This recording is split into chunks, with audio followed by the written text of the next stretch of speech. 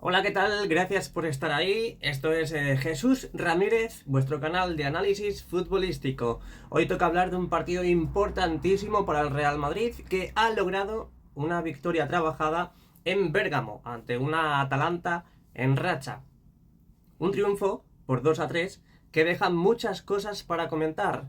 La Atalanta no perdía desde septiembre, cuando cayó ante el modesto Como, y llegaba a este duelo como un equipo fuerte, bien trabajado y con jugadores en gran forma. El Real Madrid, por su parte, necesitaba ganar para recuperar confianza y encarrilar su posición en Europa.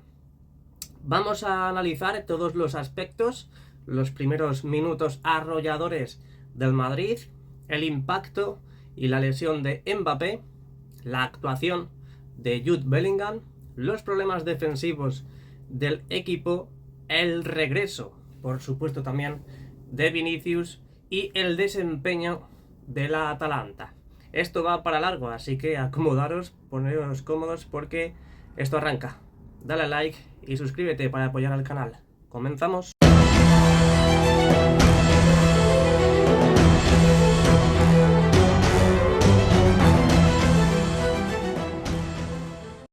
El Real Madrid salió enchufadísimo desde el primer minuto. Ancelotti planteó una presión alta que dio resultados inmediatos. Durante los primeros 10-12 minutos, el equipo mostró su mejor versión, dominando la posesión y generando peligro constantemente. Kylian Mbappé fue el jugador más destacado en ese tramo.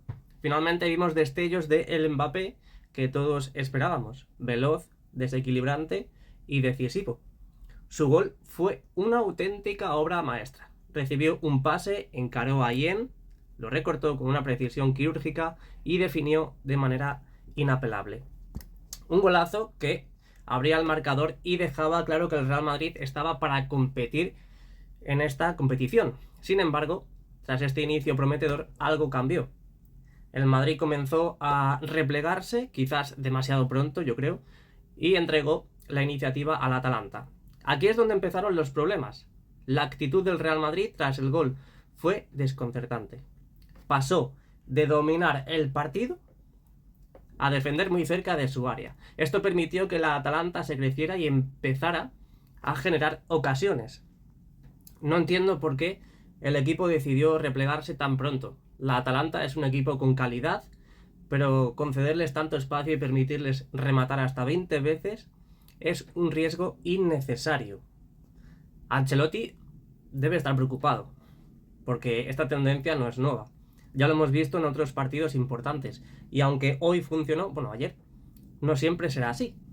El partido cambió definitivamente cuando Mbappé tuvo que abandonar el terreno de juego por lesión.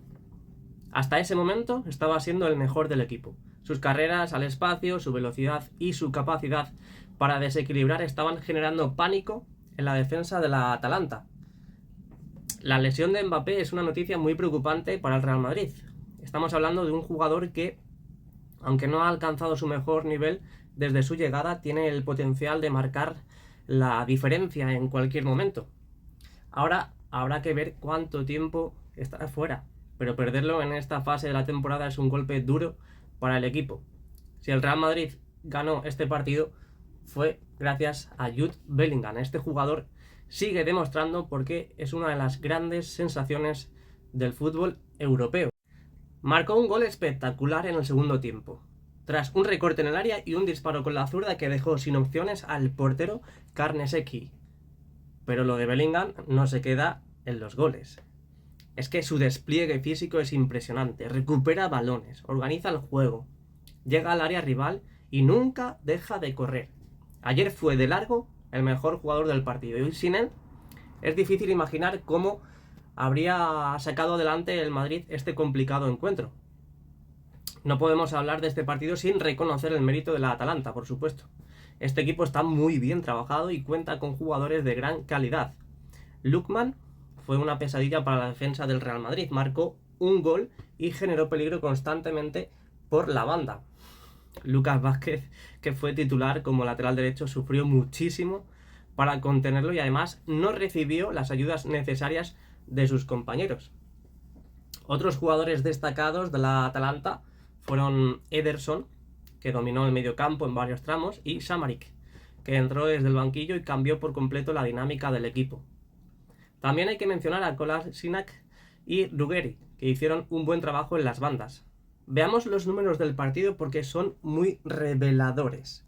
La Atalanta italiana realizó 20 remates, de los cuales 9 fueron entre los 3 palos. El Real Madrid, en cambio, solo remató 6 veces a puerta. En la segunda parte, la Atalanta remató 12 veces, mientras que el Madrid solo lo hizo en 4 ocasiones. Estos datos reflejan claramente que el Madrid defendió demasiado atrás y concedió demasiadas oportunidades. Contra un equipo con más talento ofensivo, esto podría haber acabado en desastre total, El regreso de Vinicius es otra de las grandes noticias del partido. Aunque aún no está al 100%, su gol fue clave para el triunfo. Aprovechó un error defensivo del Atalanta para definir con calidad. No fue el mejor Vinicius que hemos visto, pero es comprensible. ¿Por qué? Porque al final necesita tiempo para recuperar su forma tras la lesión.